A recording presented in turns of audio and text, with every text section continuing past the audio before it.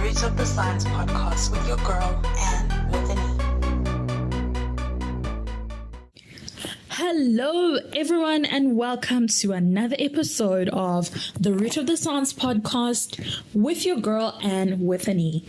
A usual reminder that if you or someone you know wants to start their own podcast using Buzzsprout as your podcast host is definitely the best thing to do. You can click in the show notes. There's a link provided that will help you kickstart that process. And also, you get to support the show. So please do so. And also, let's get into today's episode. My guest is Stephen Mathetsa, who is South African and is originally from Limpopo. He is currently based in Pretoria in South Africa. Stephen is an environmentalist and a water research scientist. This episode, we learn the inspirational story of how, coming from a village, Stephen had no inspiration for school or even STEM. But with the influence of his aunt, he was motivated to take up science subjects in order to become a medical doctor. The medical dream did not come to pass, but he was recently awarded a doctorate from the University of Witwatersrand in South Africa. He pursued his studies there part-time while working in industry. He tells us more about his work in industry as a senior scientist in testing and development. In doing so, we also clear up some misconceptions people have in his area of expertise and as an environmentalist and in his current position. Lastly, we discuss the opportunities that being in science has afforded him and also so much more. So tune in. Let's go. Hi, Stephen. Welcome to the show. Hi, Anne. Thank you very much. I'm so excited to have you, to talk about everything that you do and just for the audience to get to know you better. No problem, and thanks very much. Sure. Okay, so let's get into it, Stephen. Please just give us a brief introduction about yourself, where you're from, where you currently based, and what exactly do you do? Okay. Like as I said, my name is Stephen Mathetsa. I'm starting to like using my middle name now, Matomi, and I was born and bred in a small village in Limpopo. They call it Ramudimuntushe. It's a small village in the north of South Africa, but I'm currently based in Pretoria, South Africa. I'm an environmentalist / water resource scientist by profession. Yeah, and I'm also a PhD holder. I just recently completed my PhD in geography and environmental studies at the University of Witwatersrand. So we should call you Dr. Stephen. Congratulations. Oh, thank you very much. Congratulations. So before we get into the science and just to break down everything that you do, I just want us to talk about something light. I know that you are a Liverpool fan, right? And, a big soccer fan, particularly Liverpool. And you guys have just won the league after so many years. I'm sure you guys didn't get to celebrate it as much as you wanted to, but how do you feel about that? Oh, and I'm very much happy about that. This actually has been one of the greatest moments of my life, to witness my favorite team, Liverpool, win the league for the first time in 30 years. The last time they won the league, I was 8 years old. I didn't even know what is happening in soccer and stuff. So to win this for the first time in 30 years, and it's one of the greatest moments of my life. And there's one thing very special about Liverpool.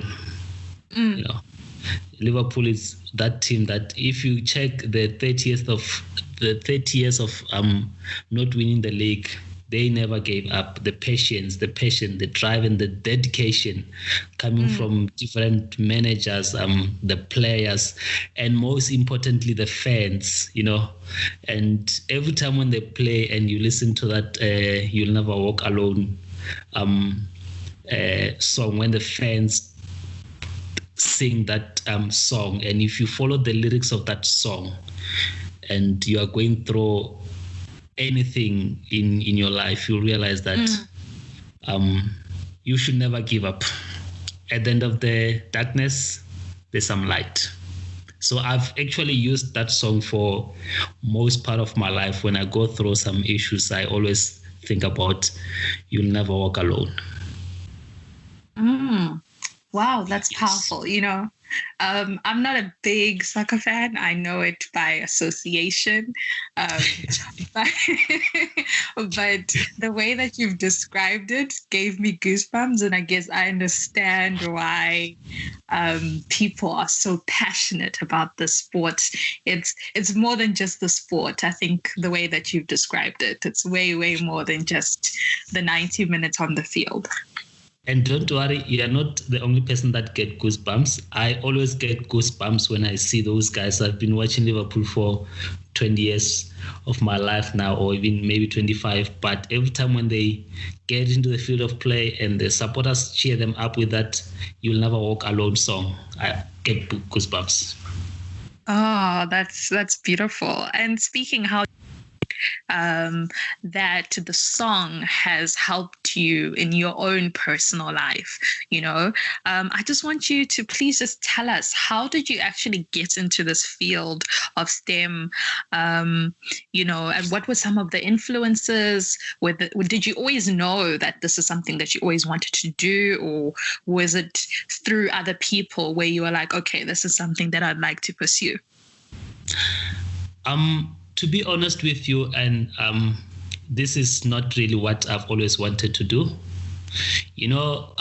Growing up in a rural area where there's limited opportunities, it's quite difficult, because in my upbringing, I was just a boy growing up in a village with no secondary school until I started doing grade 6. That's when they started introducing a secondary school. And most of the activities that were happening there, you're just a boy. There's cattle farming that you do when you grow up, and you play soccer in the afternoons.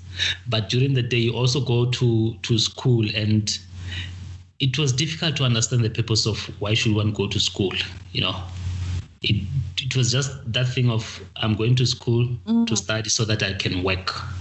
But it's not about that, but we'll get to that at a later stage. I didn't really know that I wanted to be in science. And to be honest with you, and you will not believe that I started doing this science during our time. Maybe still the case, there were science streams, economic streams, and history streams. The village where I grew up at, because of lack of resources, like secondary school, they only had that history stream. So I was doing history until grade 8. In grade 9, no, not grade 8, grade 10, which is standard 8 at that time. In grade 9, through my auntie's influence, that I must go do science so that I can be in the medical field. I moved from my school, the school at my village, to a school at the nearby village where they had maths and science. And it's roughly 11 kilometers away from our village. So also, due to lack of resources like transport, I will walk to that school on a daily basis, like 22 kilometers every day, just to do maths and science. And that is the only place where I could be able to do this maths and science, so that I can be into the medical field. And not necessarily that I wanted to be into the medical field, but my auntie told me that this is one of those fields where there's a demand of professionals. So maybe when you finish school, you can go and do your medical degree and work at at the hospital, or those kind of opportunities might arise for you. So that's when grade 11 and grade 12, that is standard 9 and standard 10 of our time. That is when I started doing maths and science and biology. And you will not believe that during some of the classes like your Sepedi and your English and your Afrikaans, I will dodge those classes so I can be able to focus on maths and science. Wow, okay. So when I matriculated in 2000, my auntie applied for me to do medicine at Wits, and I could not go through, of which that's some that we can be able to touch later on. I went to Vista University at that time. It's in Soweto, where when I went to register, because they admitted me, when I went to register, the guy who was helping me said, "What do you want to do?" I said, "Anything that has to do with science." So he said, "Okay, it's fine." He looked at my marks and said, "You can do chemistry. Go there and register there. You can register for chemistry." It was not necessarily my first love, or not if I didn't know what my first love is. Just wanted to complete school and start working. And from the chemistry part, I moved from Vista to UJ. I continued with chemistry.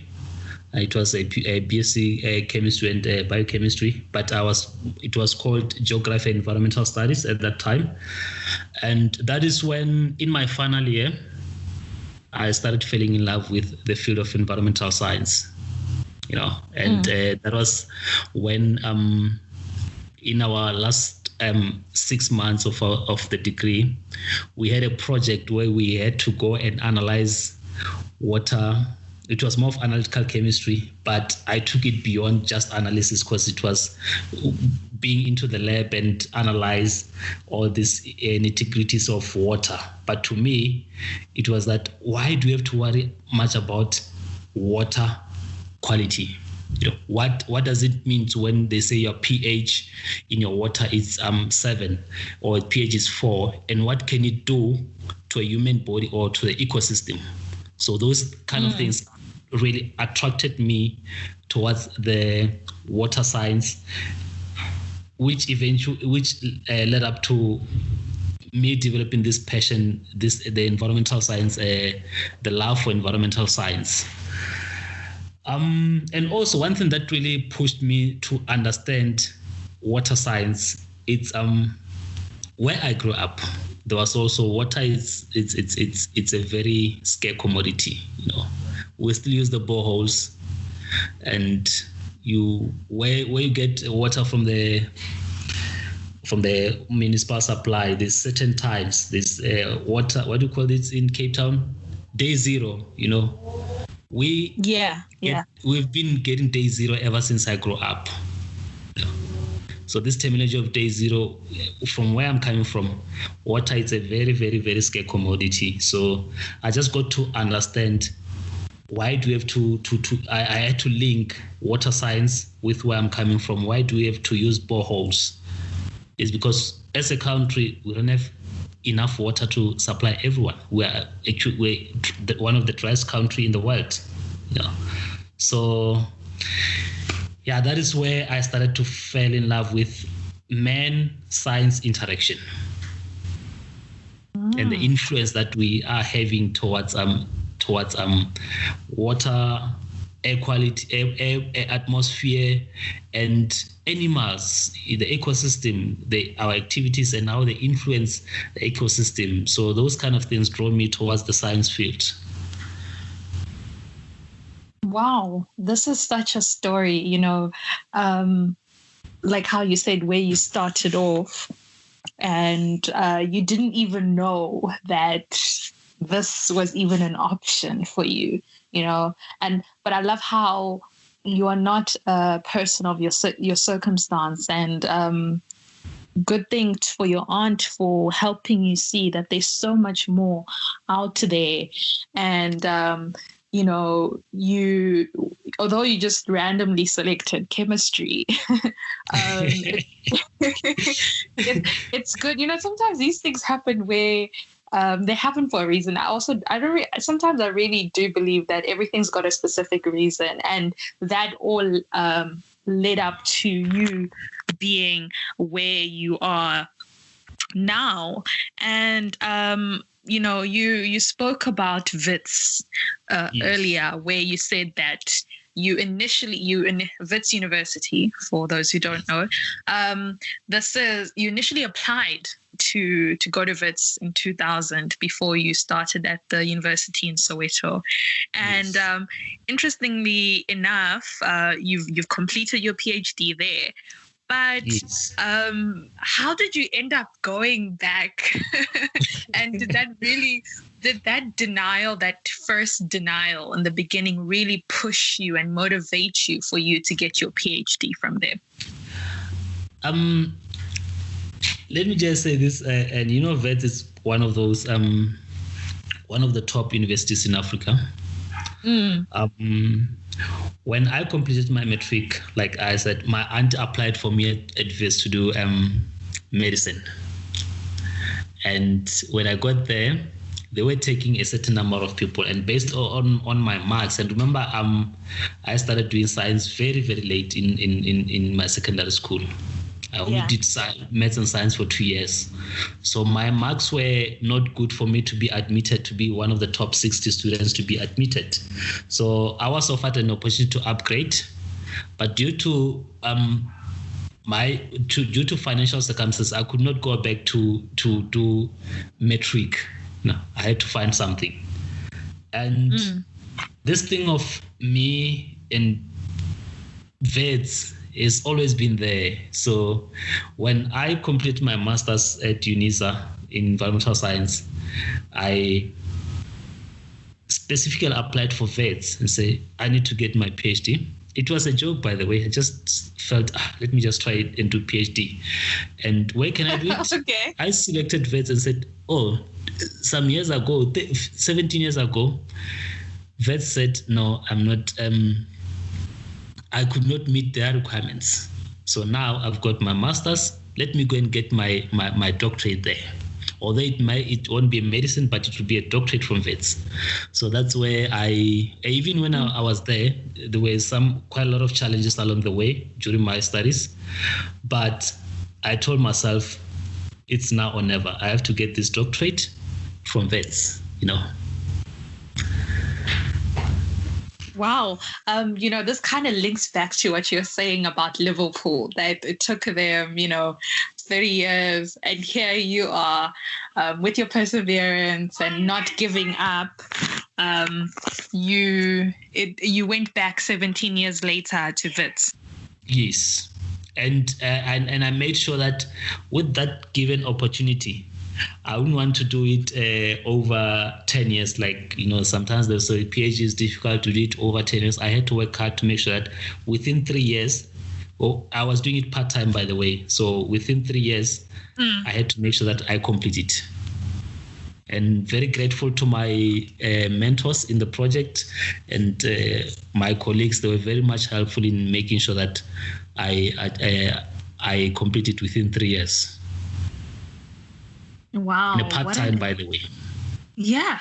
I was just about to say, what an inspirational story. The people who do it full-time and it's hard. So you're doing it part-time because you are working?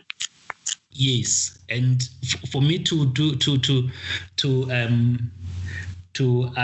think I was a little bit clever, if I can put it, because I had to make sure that the research that I'm doing, it's linked to my work and it's linked to my daily work. So most of the work that I will do, it will still serve as my studies. So I managed to publish three articles out of this. Wow, fantastic. Fantastic. That's really great. So now, currently, speaking of working, you are a senior scientist at Eskom Research, and you are in the testing and development section. So for those who are unfamiliar, Eskom is the power utility here in South Africa. So can you please tell us more about this work that you do there and the importance? Like as you mentioned that I'm a senior scientist in the research, testing and development section. Basically what we do, or what I do there, it's a research center. I conduct a lot of research and investigations on environmental issues. And specifically, one of the research that I did for my PhD, the water, energy, and climate change nexus. It's one of the research that I'm focusing on. Some of the other things that I do are more water related. I provide a lot of guidance and monitoring projects on water resources. You know that water supply, or water as a whole, is one of the key inputs into energy generation processes. Either either from the water supply point of view or from the water pollution point of view. So my biggest focus is on water pollution and a bit of water supply. So in my research as a whole, you know, I'm conducting what they call water, energy, and climate change nexus, and this is one of the least researched project across the globe. If you look at the other nexuses, like your water and energy nexus or water, energy, and food nexus, those are well researched. But if you bring in the issue of climate change, there's still lack of studies that link all these three elements. And if you look at my organization, where it's sitting, they rely heavily on water supply to ensure that there's sufficient water to those power stations. And there's a growing energy demand across the country, so obviously they have to run on a continuous basis. But if you look at the outcomes of this fuel burning power stations, it's probably one of the biggest emitters of greenhouse gases in Africa, if I may say. So if you look at all these three, it brings this research as one of the most critical researches that ESCOM has to understand, so that they can be able to make informed decisions and policy. Not only ESCOM, even from the regulator side, they need to understand as to what links energy, water, and climate change, and what could be the risks if we don't have sufficient water supply, and what are the risks if we continue to emit greenhouse gases. And from there, you can be able to have a policy that will ensure that you balance between these three elements. So that is my biggest research at the moment. Like as I mentioned, that some of other things I coordinate and conduct water-related projects, such as your ground and surface and groundwater pollution, and waste disposal, and also influence on air quality. I also do some air quality work. So basically, it's a environmental management in ESCOM. Fantastic. I just want to quickly ask one thing. I didn't want to disturb you as you were speaking, Sure. but you mentioned the word nexus. To somebody who doesn't know what that word is, I mean, you said that you mentioned the other popular ones which are currently being investigated, but what is a nexus, if I may ask? Nexus is clearly a complex interlink. Yeah, the interlinkages between water, energy, and climate change. Like if I give you a bigger picture, like climate change has got influence on water availability in South Africa and other global countries. Water has got influence on energy generation. especially the system that we are heavily relying on as a country in South Africa. And energy has got an influence on climate change in a sense that from our energy process, we release the greenhouse gases. So if you look at this, all these three aspects are interlinked. Unlike the other countries where you get your energy supply you get your energy generation from hydropower completely, or where you get your energy generation from renewables, your solar, your wind. In South Africa, it's a different scenario. We're still relying on coal-fired power stations, and those coal-fired power stations aggravate climate change, and climate change has got impact on our water availability. So it's very important for us to understand these three elements and how they influence each other, so that there's gonna at the end of the day, there's gonna be water and energy security, and we also mitigate our impacts on climate change because it has the other influence, like things like your floods that we always get, your drought. Those are the outcomes of climate change. No, thank you. That paints a very clear picture, and like you said, this is very important research that needs to be conducted, particularly here in South Africa, when the issue of energy is a very big one. And I know, I'm sure just because you work for Eskom, I'm sure there's a lot of people where already they start asking you a lot of questions. So what are some misconceptions? Because, here in South Africa, we have that issue of load shedding, which is when the electricity comes on and off. So I just want to ask you, what are some misconceptions that that people pursue about the work that you do or the career that you are in that you just want to clear out right now? Well, let me just say, not everyone that works in the energy space generate energy. Okay. I can't fix a transformer, but what I do forms part of the energy generation value chain, because sometimes you have to make informed decisions. You have to understand your environment as a whole. You have to understand what are the impacts and what are the influences into your energy processes. You have to understand how much water can be able to be drawn from one catchment in order for us to generate electricity. So if I'm in that space that I do research on that, I still don't know how to fix a transformer. So, yeah. And the energy industry is very broad. And I'm saying this because at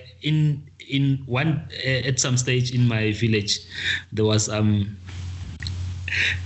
a sort of a load shedding, and I was wearing my outfit or my work outfit at that time, and people expected me to fix electricity. I can't even fix electricity in my house because that's not my profession.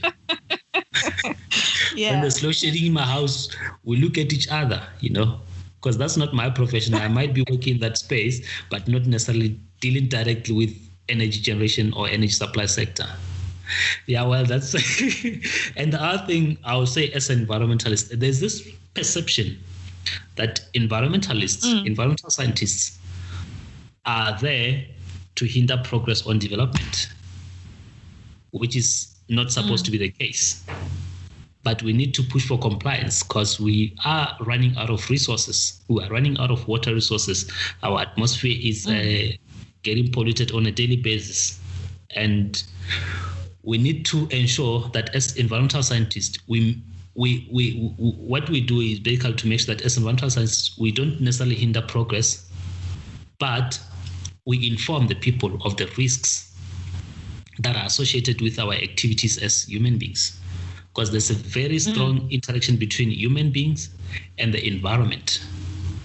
So those are the things that you cannot just keep on chopping down the trees You've got to understand that those trees are feeding you with oxygen.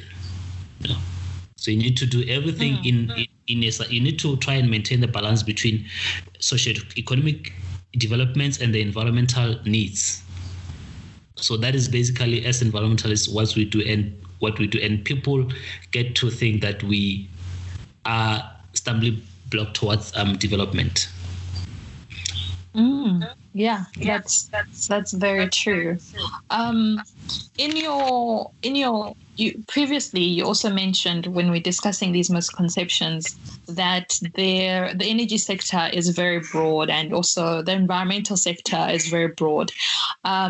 I just wanted to link this up with a follow-up question. You mentioned that you were studying part-time and working when you were doing your PhD. So I wanted to ask, was it easy for you to get into the job market, given your degree in environmental sciences? How did that transfer occur? Was it hard, or were there some challenges in doing so? I wouldn't really say it was easy, because in most cases, when you complete your studies for the first time, you have to find your way, whether you want to remain in academia or you want to go and serve elsewhere. I remember when I completed my junior degree, my former lecturer told me that, why don't you go and do teaching? 1 year teaching certificate and become a teacher. But I didn't have passion for teaching. Although it's developing now, then I didn't have it. I would say, for me to get into the job market, I was very lucky. I stayed for 4 months without working, and I got my first job as a chemist in a hair product industry. But I only worked for 4 months, because I got drawn back to that project that I did in my final year, where I had to analyze water analysis. So I was lucky enough to get an opportunity at a government sector where they deal with water-related issues. And from there, I had to make sure that I grab that opportunity and work hard to be where I am today. I've worked for different industries along the way, and I just had to make sure that where I become, whoever employs me, I leave a mark there. I work hard and make sure that people tend to understand these environmental issues better. So yeah. Oh, that's fantastic. You speak about how you leave a mark and you've worked hard. And although it wasn't easy, I'm sure there was also some great opportunities that being in your field has opened for you. So I wanted to ask you if what were some opportunities that you being in your field has opened up for you? Being in the field of environmental science, I think one of the biggest opportunities that I had, or one of the biggest learnings that I had to come across, is to understand the interaction between human being and nature, and how they influence each other. So that was one of the biggest learning that I took from this, and also the legislation part, because from where nowadays we're being governed by legislation, there's a lot of policies that one has to understand in order to make a decision. So that is also one of the learnings that I had to come across. And in terms of the achievements, I think the approach that I took to pursue my studies on a part-time basis, and also work within the very same field, that gave me a very, very big opportunity to be where I am today, because I didn't really have to read hard, because I was dealing with practical things on a daily basis. I would understand what are the interaction between man and environment without even going into a textbook. So that really helped me quite a lot. And I grabbed that opportunity to make sure that I achieve my postgrad studies. Lovely. And one other opportunity that I've realized is that I've attained is that as an environmentalist, you got to interact with different fields, because environment or sustainable development when today environment is one of those critical things that is being considered in developments. You've got to interact with engineers. You've got to play a role in the designs of plans, simply because there's environmental requirements that those plans has to adhere to. You actually interact with everyone within different fields, even from the economic point of view. As an environmentalist, now there's talks about the carbon tax, all those kind of things. So as environmentalists, get that opportunity to interact with all the fields, So yeah. Oh, that's fantastic. Stephen, it's been lovely chatting with you, and your story has been so inspiring. Like how you said how you started and to where you are now as Dr. Stephen. I'm sure you would have never ever thought about that. So I just want to ask you, what are some final thoughts or advice to anybody who's listening about getting into your career and also just into STEM maybe as a whole? For STEM, I think science is an evolving field. So one needs to